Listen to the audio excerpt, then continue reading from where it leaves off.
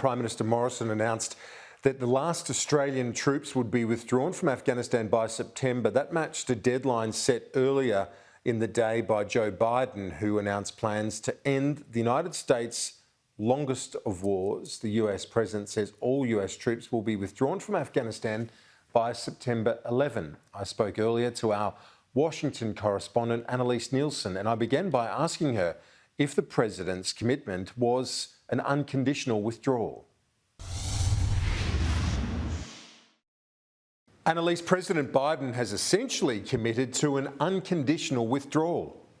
Kieran, it was anticipated that this withdrawal of troops would happen well after that May 1st deadline that was agreed to by the Trump administration and Afghanistan. But today's announcement was significant, putting that 9/11 date on it. Now, that's 20 years after the 9/11 attacks that prompted the war in that region in Afghanistan. And what the point Joe Biden was trying to make was that enough time has passed. It was also quite notable that he made this announcement in the treaty room, but that's where George Bush, the former president, made the announcement that he was commencing airstrikes on Afghanistan, and those images have been played side by side on US TV networks. That's quite deliberate because they want to show how much time has passed and make that point. He's also said that people serving in Afghanistan now, some of them weren't born when the 9/11 attacks happened. Some of them are serving there after their parents have already served in the same conflict as well. So while intelligence officials are saying it would be better to keep a modest presence in the country, to not put a definite date on leaving because it gives the Taliban a timeline in which to act, he said that they need that to have that orderly transition out of the country, and enough time's passed. They've achieved the objectives they wanted to achieve, so it's time to move on. War in Afghanistan was never meant to be a multi-generational undertaking. We were attacked.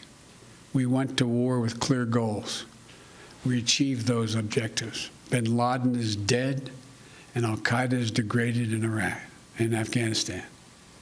And it's time to end the forever war. US troops have been in Afghanistan for so long, 2 decades. How is this now playing out in a domestic sense in the United States?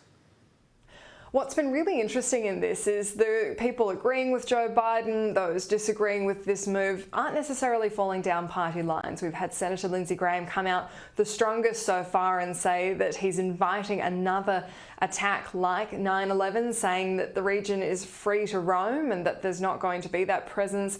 We heard a more moderated commentary from the Senate Minority Leader Mitch McConnell, basically criticising the move, but not in such strong terms. And then Senator Ted Cruz from Texas saying that he actually was welcoming the troops coming home.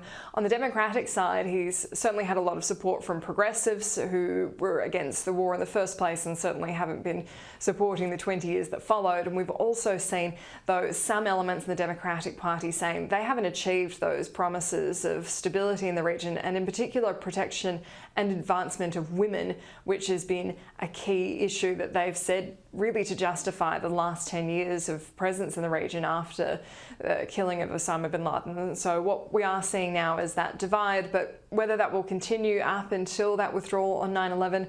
And also, this has been a significant expenditure. Almost $2 trillion has been spent on this war, not considering the lives lost there as well. 24,000 US troops wounded over there, more than 2,400 have died. And so this has been a long-running issue, and it's going to be a generational defining change to no longer have a presence there.